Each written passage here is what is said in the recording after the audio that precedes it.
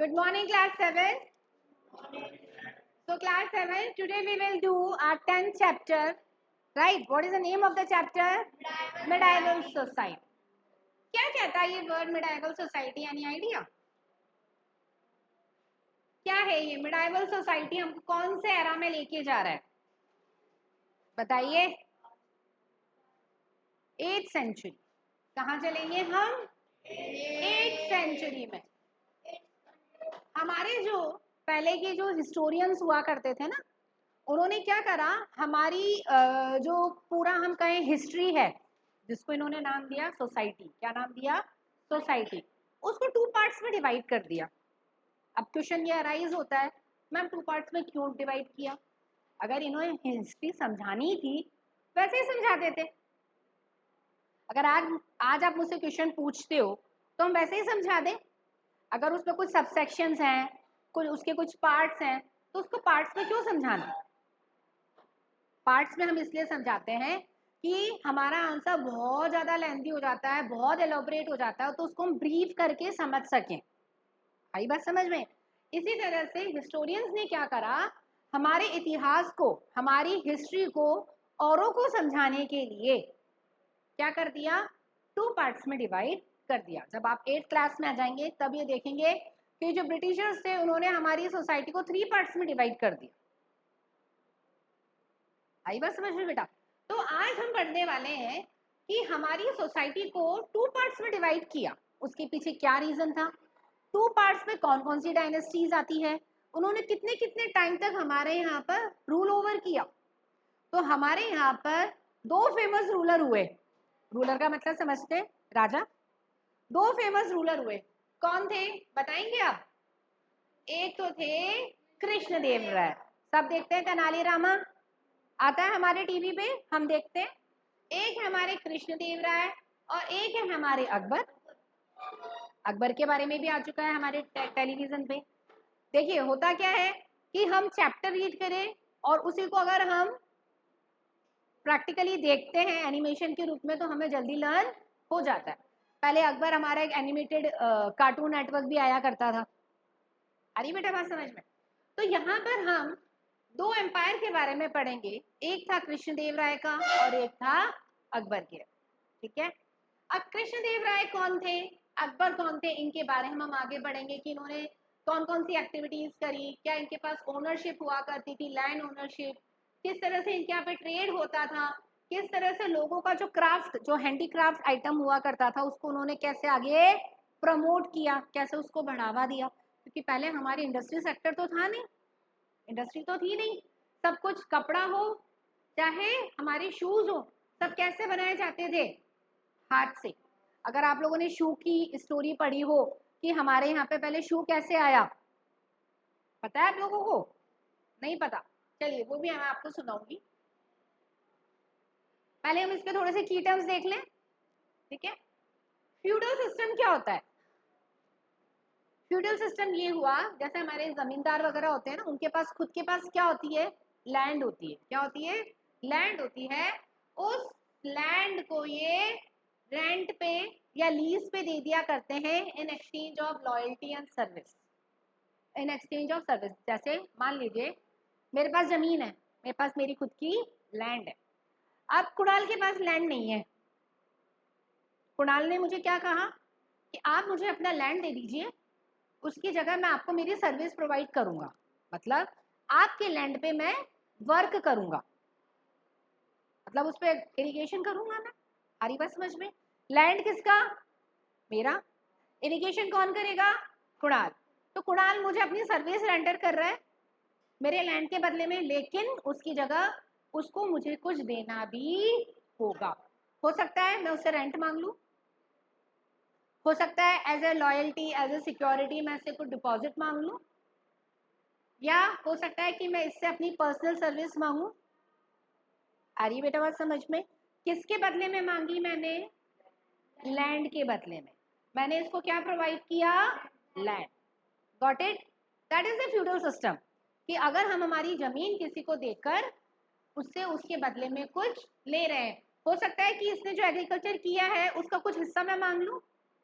अगर मान लीजिए इसने राइस प्रोडक्शन किया, इसने वीट प्रोडक्शन किया, तो मैं क्या करूँगी इनसे कुछ हिस्सा, मान लीजिए मैंने इससे कहा कि आपने जितना एग्रीकल्चर प्रोडक्शन किया है उसका 1/10 हिस्सा एज अ सर्विस मुझे प्रोवाइड कर दो। आगे बात समझ में। देन जाजिया, जाजिया क्या है? A tax paid by non Muslim during the medieval times, एक टैक्स पे किया जाता था नॉन मुस्लिम्स के द्वारा। देखिए जहाँ पे भी मुस्लिम एम्पायर, अगर मान लेते हैं हम अकबर के एम्पायर की बात कर रहे हैं, अकबर के एम्पायर में सबसे ज्यादा लोग कौन होंगे उनके उसके किंगडम में? मुस्लिम्स होंगे। नॉन मुस्लिम्स भी रहते हैं, ऐसा तो नहीं है कि जैसे हमारा एक हिंदू कंट्री है इंडिया, तो क्या हमारे यहाँ पे मुस्लिम्स नहीं रहते? रहते हैं। तो अकबर के एम्पायर में भी मुस्लिम्स लोग रहा करते थे और कुछ नॉन मुस्लिम लोग भी रहा करते थे। तो ऐसे नॉन मुस्लिम्स जो टैक्स पे किया करते थे उसको क्या नाम दिया? जाजिया। क्या नाम दिया? जाजिया। It is a form of tax. हम इसके बदले में और क्या लिख सकते हैं? इट इज अ form of tax. Got it बेटा? Any problem है बेटा? टैक्स क्यों देते थे? राजा के पास पैसा कहाँ से आएगा? राजा तो कोई जॉब पे नहीं जाता। जैसे आज है हम क्या पे करते हैं गवर्नमेंट को? टैक्स। उससे फिर वो क्या करता है? हमारे यहाँ पे डेवलपमेंट करवाता है। वैसे यहाँ पे गवर्नमेंट कौन है? जिसका राजा, जिसका राज्य होगा वही राजा हुआ ना, वहाँ का वही गवर्नमेंट हुई। तो नॉन मुस्लिम लोग, जाजिया एक तरह का टैक्स हुआ करता था, वो सरकार को पे किया करते थे। अब यहाँ सरकार राजा हो गया, जो उन पैसों को क्या यूटिलाइज करेगा? डेवलपमेंट के लिए। क्लियर है यहाँ तक? चले आगे। मोनार्की, मैडम ये तो अपनी मनमर्जी चलाता है, इसको मॉनिटर से हटा दो। क्या मतलब हुआ इसका? मोनार्की चलाना मतलब अपनी पावर चलाना। एक राजा या कोई रानी, किंग या क्वीन, किसी जगह पर अगर अपनी डिक्टेटरशिप चलाती है, अपनी गवर्नमेंट चलाती है, तो वो मोनार्की कहलाती है। जैसे हमारी क्लास में मॉनिटर है, हमने मॉनिटर अपॉइंट कर दिया, अब वो मॉनिटर क्या करेगा? खुद के रूल्स, खुद के डिसिप्लिन चलाएगा क्लास के अंदर, जिससे कि हो सकता है कि आम जनता, मतलब हम स्टूडेंट, उससे सेटिस्फाई नहीं हो भी सकते हैं और नहीं भी हो सकते। लेकिन अगर इस तरह की गवर्नमेंट अगर होती है तो उसको हम क्या बोलते हैं? मोनार्की। क्या बोलते हैं? दक्ष गॉट इट? आगे समझ में? चलिए, पिलग्रिम टैक्स। पिलग्रिम टैक्स क्या होता है? अगर हम किसी धार्मिक स्थल, हॉली प्लेसेस वगैरह को विजिट करने जाते हैं, तो we pay something to that government, that is called the tax, pilgrim tax. धार्मिक यात्रा करने के लिए जो हम टैक्स पे करते हैं उसको क्या बोलते हैं? Pilgrim tax. Clear? Regent, regent क्या होता है? ये वर्ड बहुत बार हमारी, अभी हम चैप्टर रीड करेंगे तब आएगा, तो आप इसको थोड़ा सा ध्यान से पढ़ें। A person appointed to administer a country because the monarch is a minor और इनकैपेसिटेटेड और हिज एब्सेंट। मैंने मेरे बदले में दक्ष को एज ए क्लास का रिप्रेजेंटेटिव भेज दिया, सारे डॉक्यूमेंट वगैरह बना के क्लास 7 का एज ए रिप्रेजेंटेटिव मैंने दक्ष को बना दिया और उसको भेज दिया कि दक्ष, ड्यू टू सम कॉज मैं नहीं जा पा रही हूँ, तो आप चले जाओ। अपने पेपर्स वगैरह रेडी करके और वहाँ पर आपको एड्रेस करना है, लोगों को स्पीच देनी है। समझ लो? ऑन ऑफ माई बिहाफ और on of my absence he is attending that meeting. समझ आ रही है? तो ये मेरा क्या कहलाएगा? दक्ष मेरा क्या कहलाएगा? रीजेंट। क्या कहलाएगा? रीजेंट। आगे क्या समझ में? एक बार पढ़िए, देखिए। A person appointed to administer a country because the monarch is a minor, या तो वो माइनर हो, मान लीजिए किसी केस में किंग और क्वीन, हमने अभी मोनार्की की डेफिनेशन पढ़ी कि किंग और क्वीन जो होता है वो अपनी मोनार्की चलाता है, इंडिविजुअल सिंगल पावर चलाता है। इन केस अगर किंग और क्वीन दोनों की डेथ हो गई और उनका या तो डॉटर हो या सन हो जो माइनर है, माइनर का मतलब हो गया बिलो 18 ईयर्स ऑफ एज, अगर वो बिलो 18 ईयर्स ऑफ एज है तो वो राजा तो कहलाएगा, राजकुमार तो कहलाएगा, प्रिंस तो कहलाएगा, लेकिन वो इस तरह के एडमिनिस्ट्रेशन में जाकर लोगों को स्पीच या एड्रेस नहीं कर सकता। समझ आ रही है बात? तो इस केस में वो क्या करेगा, अपना सेनापति, सभापति, कोई भी ऐसे चीफ को रीजेंट अपॉइंट करके अपनी बात लोगों तक पहुंचाना। आ गई बात समझ में? क्लियर है बेटा? ओके। सेक्युलर मतलब promoting a neutral stance towards different religion. We all are belongs to different religion, but we are living in a one country, one colony. Kunali is Bengali, I think so. Then आप बंगाली हो religion wise? Then नहीं, आप बंगाली हैं, राजस्थानी हैं, क्या है? आप राजस्थानी हैं।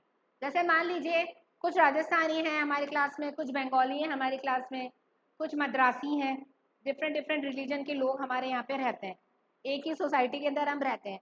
तो हम वो फेस्टिवल एंजॉय करेंगे या उसको कह देंगे कि भाई हमारे यहाँ पे मत करना ये फेस्टिवल? क्या करोगे आप लोग? एंजॉय करेंगे ना, हम उसको मना थोड़ा करेंगे कि भाई आप अपना फेस्टिवल मत बनाओ। या कोई अगर मुस्लिम कम्युनिटी का हमारे कॉलोनी में रहता है तो हम उसको मना कर देंगे कि आप अपनी ईद मत बनाओ? हम एंजॉय करेंगे। आई बात समझ में? तो जब डिफरेंट रिलीजन के लोग एक साथ एक ही जगह पे रहते हैं तो उसको हम कहते हैं सेक्युलर। जैसे कहा जाता है India is a secularism country. एक इंडिया ही ऐसा देश है जहां पर डिफरेंट रिलीजन के लोग साथ में रहते हैं।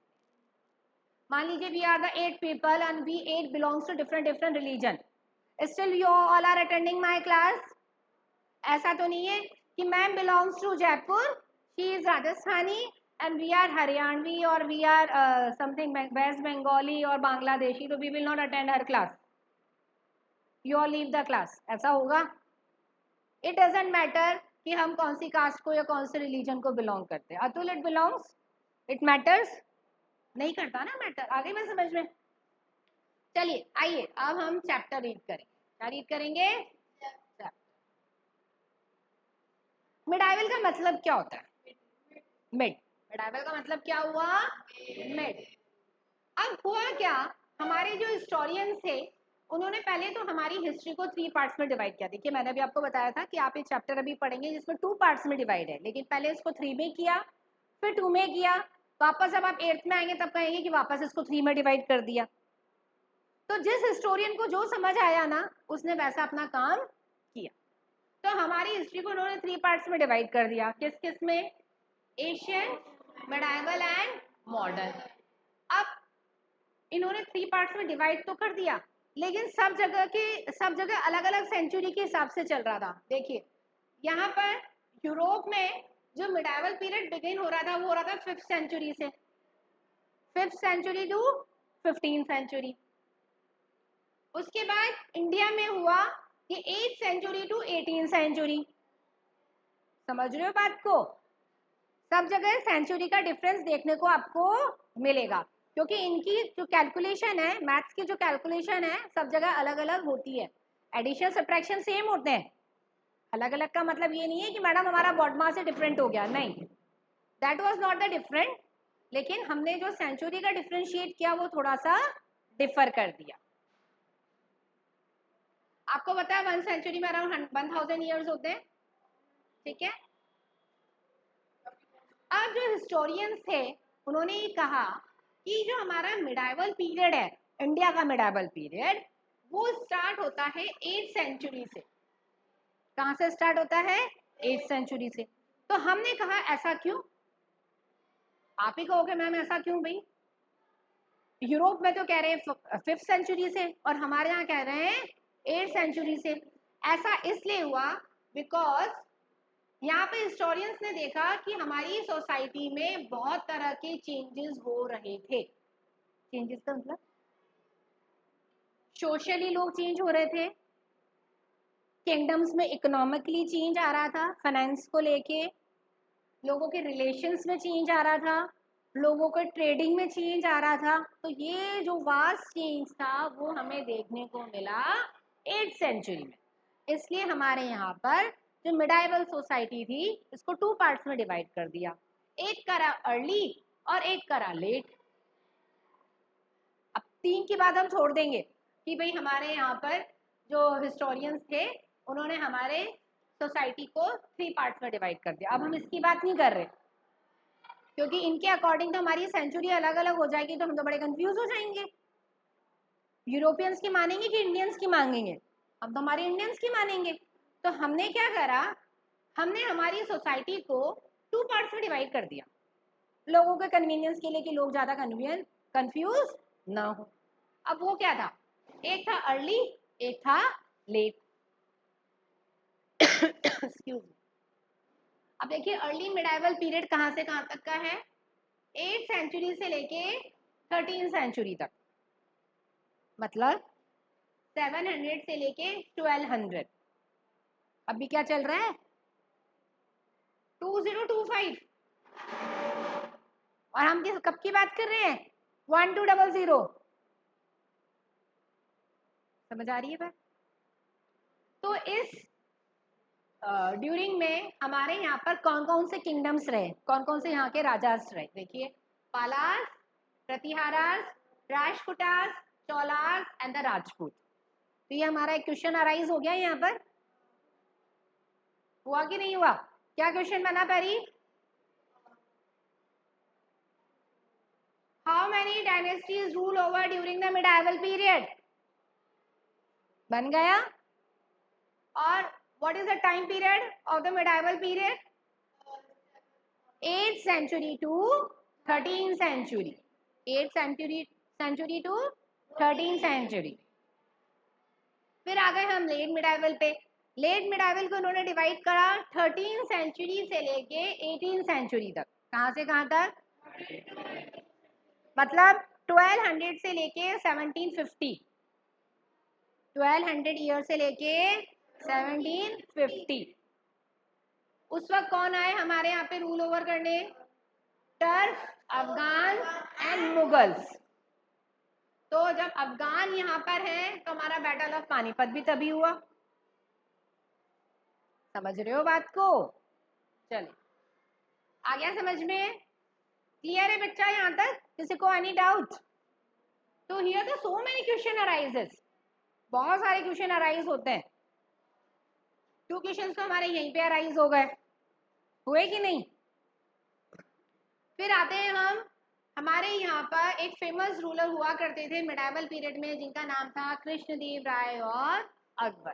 कृष्णदेव राय जो थे, जो आंध्र प्रदेश के विजयनगर एम्पायर के राजा थे, और विजयनगर एम्पायर की कैपिटल क्या थी? Hampi. What is the capital of Vijayanagara empire? Hampi. हमारा अगेन यहाँ पे क्वेश्चन अराइज हो गया, what is the capital of Vijayanagara? चलिए पढ़े इनके बारे में।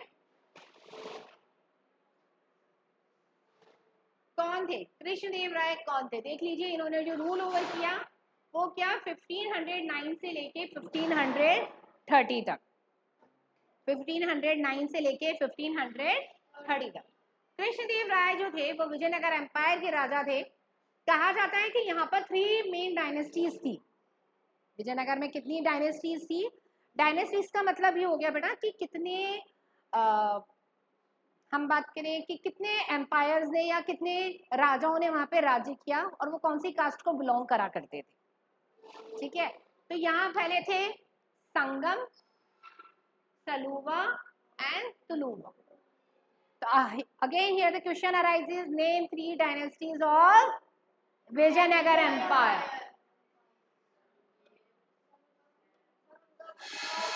Name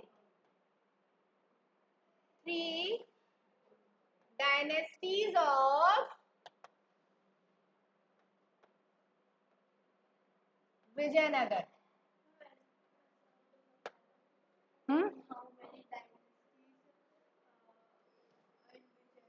हाँ कैसे भी बन सकता है बेटा, क्वेश्चन तो कैसे भी राइज हो सकता है। आपको समझ आना चाहिए कि क्वेश्चन हमसे क्या पुट अप कर रहा है। Name 3 dynasties of Vijayanagar.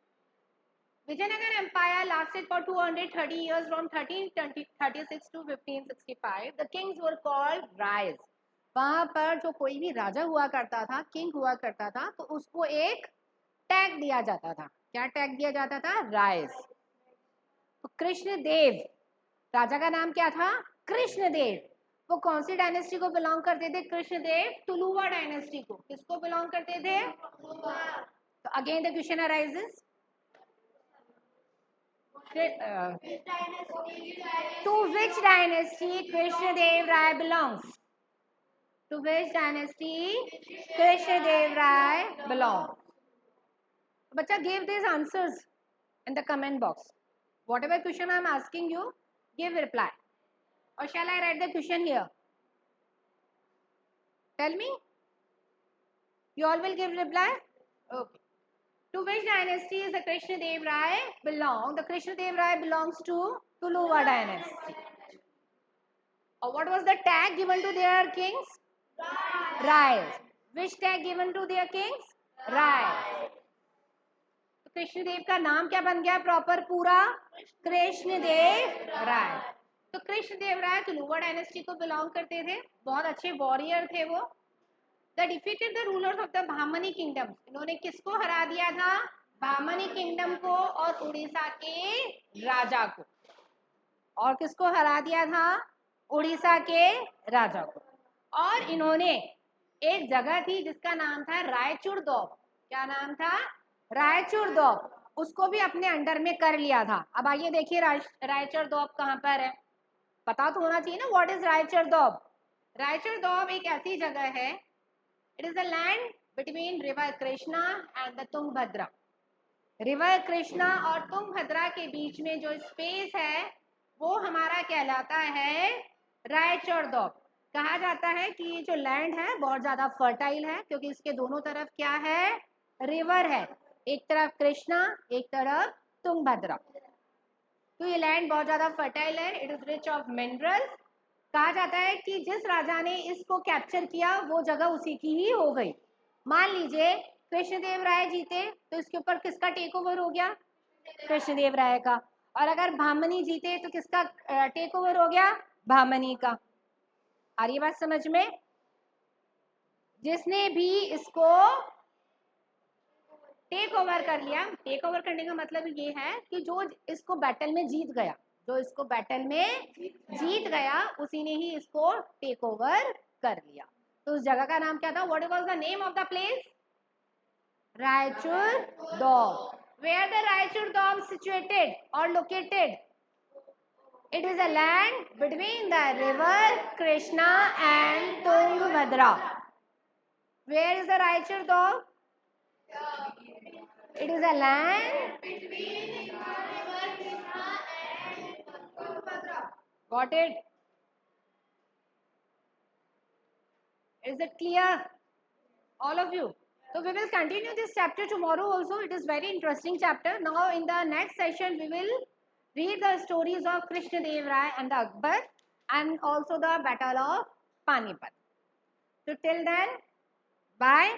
But give reply in the comment box. Whatever question I asked you, give reply. Or if you have any query, you can ask me in the comment box. So we will continue this chapter tomorrow. Okay.